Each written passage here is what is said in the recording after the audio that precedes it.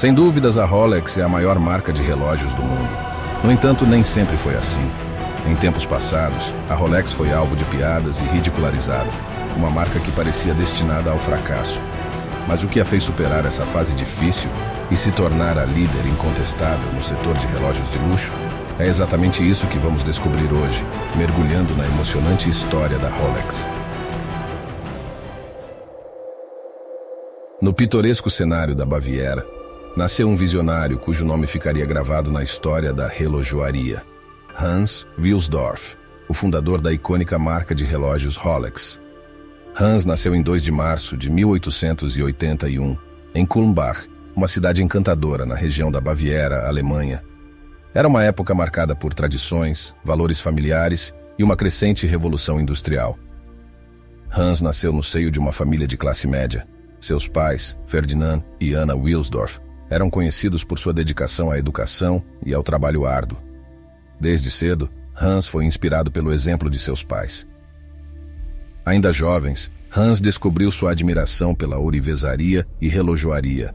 Um certo dia que estava admirando uma belíssima vitrine em sua cidade, um relojoeiro lhe disse: Hans, a relojoaria é uma arte que requer paciência, habilidade e dedicação. Um relógio é mais do que um simples objeto. Ele conta a história do tempo. A partir dessa conversa, Hans começou a desenvolver uma paixão singular por relógios e compreendeu que o tempo era uma parte fundamental da vida, permeando todas as atividades humanas. Aos 19 anos, Hans Wilsdorf decidiu deixar Kulmbach para buscar novas oportunidades. Ele se mudou para a cidade de La Chaux-de-Fonds, na Suíça, o coração pulsante da indústria relojoeira, onde sua jornada rumo ao empreendedorismo tomaria forma. Após um período de grande aprendizado na Suíça, Hans se muda para Londres. Enquanto caminhava pelas movimentadas ruas de Londres, Hans notou algo peculiar. Os relógios usados na época eram imprecisos e pouco funcionais. Para um verdadeiro cavalheiro, essa imprecisão era inaceitável. Além disso, os relógios de bolso presos por correntes eram alvos fáceis para ladrões nas agitadas ruas da cidade. Foi nesse momento que Hans teve uma ideia brilhante. Relógios de pulso precisos e elegantes, feitos especialmente para homens.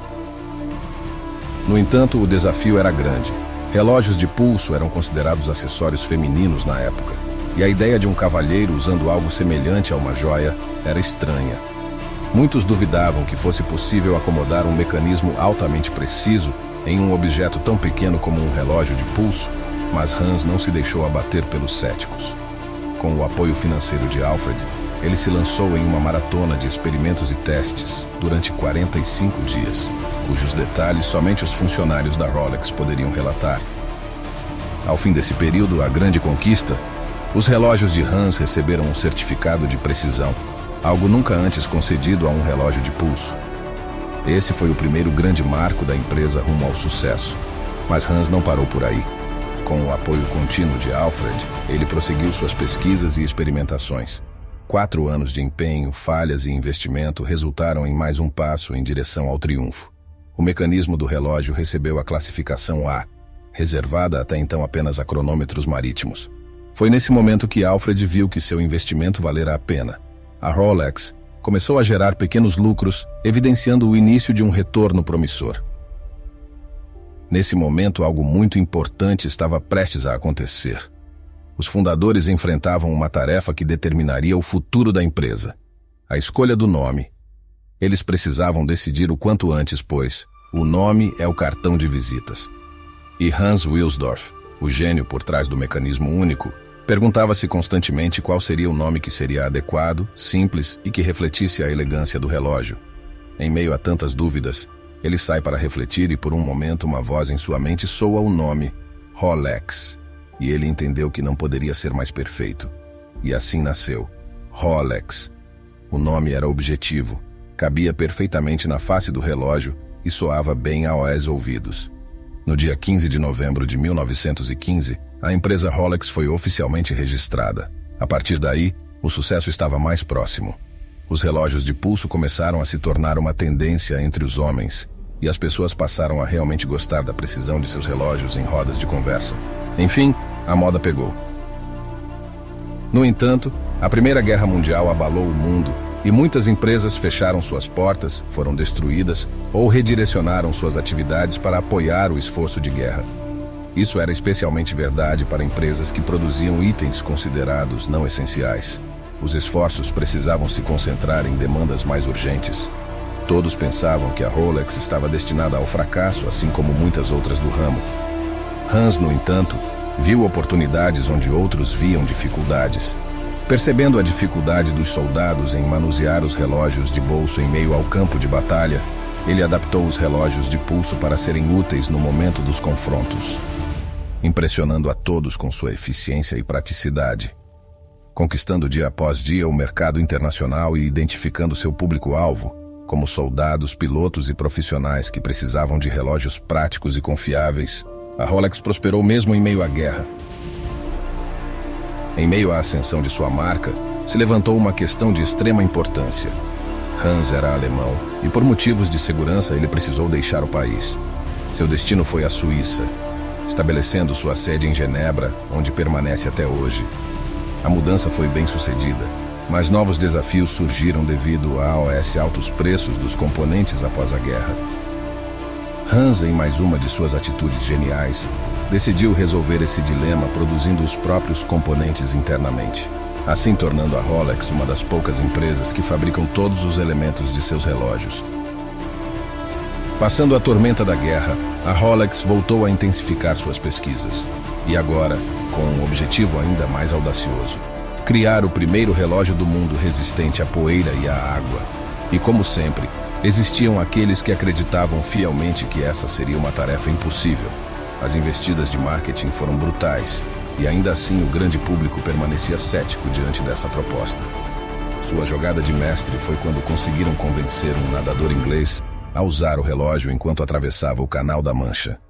E após 10 horas interruptas de nado, ele saiu da água, e para a surpresa de todos o relógio não havia se despedaçado, ou se desmontado, ou sequer falhado. O Rolex estava funcionando perfeitamente. A resistência do relógio foi comprovada, e o público se aglomerou nas lojas para adquirir essas peças únicas. A visão e excelência da Rolex os colocavam muito à frente do seu tempo. Em 1930, inventaram um sistema de corda automática, o rotor do relógio, que mais uma vez revolucionou o uso dos relógios, deixando-os ainda mais conveniente e lucrativo para a empresa. A Rolex estava alavancando em larga escala e sempre trazendo inovações únicas e inacreditáveis. Assim permaneceu garantindo a distância dos seus concorrentes. Nenhum outro nome no seu setor era capaz de se igualar. Eles estabeleceram sua liderança mundial. E quando parecia não haver mais surpresas, eles lançaram relógios que não apenas mostravam as horas e os minutos, mas também os dias da semana. Sim, meus amigos, eles ditaram as regras do jogo de madeira elegante e avassaladora. Todas as outras empresas só podiam assistir com desespero. A Rolex cravou seu nome como superior às demais. Os concorrentes se sentiam completamente perdidos. Uns tentavam correr para alcançar, outros apenas desistiam. A Rolex já havia entendido onde estava. Eles não ofereciam descontos ou programas de fidelidade para seus clientes regulares. Nem mesmo promoviam suas próprias vendas. O sucesso já tinha proporções tão gigantescas que, mesmo indo na contramão do óbvio, suas vendas cresciam e os clientes brotavam. Eles mostraram ao mundo o que é o poder da marca. A Rolex é uma empresa impressionante, que emergiu em meio a guerras, crises e descrença. Com uma trajetória cheia de altos e baixos, resistiu ao tempo e ainda se mantém firme. Mas e hoje? O que representa a Rolex? Hans Wilsdorf, incrível visionário por trás da Rolex, faleceu em 1960. Durante seus 79 anos de vida, ele construiu um imenso império. Mas a Rolex não morreu com seu fundador. Ao contrário, ela expandiu. Hans se preocupou em deixar todas as suas ações para sua própria fundação de caridade, evitando assim o risco da empresa desmoronar nas mãos de herdeiros que não teriam capacidade para administrá-la. Hoje sua estratégia é outra. Dificilmente vemos anúncios da Rolex. Por quê? Afinal, a Rolex se tornou um símbolo de status. Comprar um Rolex não é porque um anúncio o convenceu, mas porque a chama do desejo já o consumiu e a pessoa de fato precisa comprar. A Rolex já é uma marca consagrada. Eles conhecem sua clientela. Seus clientes são a elite, políticos, empresários, famosos, magnatas. Ao longo da história da empresa, pessoas de alto escalão estrelaram seus anúncios, como o diretor do Titanic, o campeão de tênis Roger Federer, a estrela do golfe Tiger Woods, o presidente americano Dwight Eisenhower e a diva Marilyn Monroe. A tarefa de testar o relógio de ouro 18 quilates, que mostrava a hora, a data e o dia da semana, foi confiada ao presidente dos Estados Unidos, Lyndon Johnson. Eles realmente sabiam qual público queriam alcançar. Atualmente são pouquíssimas lojas que vendem Rolex, e elas estão localizadas nos lugares mais prestigiosos do mundo. Você pode até pensar que a produção diminuiu, mas digo com todas as letras que a Rolex produz mais de 2.000 relógios por dia, cerca de 650 a 800 mil por ano. Devido ao empreendedorismo digital e o crescimento da economia, o número de pessoas que podem pagar pelo produto está aumentando. A empresa cresce dia após dia. O relógio registrado mais caro já vendido alcançou a inacreditável marca de $17.752.500, adquirido por um misterioso colecionador, o Sr. X. Seu legado é marcado pela inovação, precisão e confiabilidade. A empresa mantém seu sucesso ao se manter misteriosa e exclusiva, atendendo a uma clientela rica e exigente. Outra peculiaridade da empresa hoje é que ela é basicamente gerenciada nos bastidores, mantendo um rigoroso código de silêncio. Não disponibilizam ações na bolsa de valores e eles não divulgam suas demonstrações financeiras. O que sabemos é que em 2016, a Rolex ocupava o 64º lugar na lista da Forbes. Naquele momento, o valor da empresa foi estimado em quase 9 bilhões de dólares. A Rolex é uma marca icônica, um símbolo de status e sucesso, desejada por muitos e usada com orgulho por aqueles que têm o privilégio de possuí-la em seus pulsos. A chave desse sucesso foi não fugir dos desafios, mas encará-los. Hoje, o sucesso da Rolex é construído sobre o status e a exclusividade, como uma lei universal: quanto mais difícil, mais desejado. Mas me diga você com sinceridade, já se imaginou usando um Rolex? Ou talvez, deixando um legado para esse mundo como essa incrível história que acabamos de conhecer? Ou quem sabe você deve estar pensando que obter um Rolex é impossível para a sua realidade. Mas me fale uma coisa, por que você mesmo não é capaz de acreditar em seu potencial? Fomos programados desde a infância a pertencer à tão famosa corrida dos ratos, ensinados e doutrinados para servir e obedecer. Como disse John Davison Rockefeller, um dos homens que mais financiou o ensino público da história: eu não quero uma nação de pensadores, eu quero uma nação de trabalhadores. Nossos pais, professores, instrutores, também passaram por essa programação.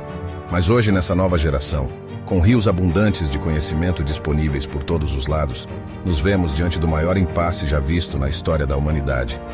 De um lado, o poder do conhecimento. Ter em suas mãos, literalmente, condições para aprender e se libertar da escravidão mental e física que nos foi imposta desde a nossa concepção. Afinal, através dessa mesma plataforma que você me assiste nesse momento, a quantidade de conteúdos riquíssimos é absurdamente incrível. Hoje você não precisa especificamente ficar anos pagando uma faculdade para adquirir um conhecimento.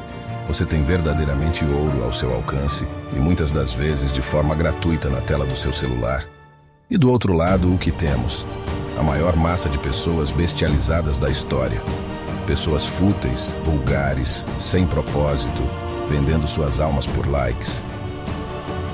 Muitas vezes estamos à espera de grandes milagres, quando na verdade são essas pequenas oportunidades que acabamos desprezamos. E são através das somas dessas mínimas coisas que um resultado enorme aparecerá. Assuma suas responsabilidades, determine sua rota e parta agora mesmo rumo à sua maior jornada. A vida. E, meu amigo, a vista do outro lado é insuperável. E aí, de qual lado você quer estar? Um caminho brilhante está diante dos seus olhos.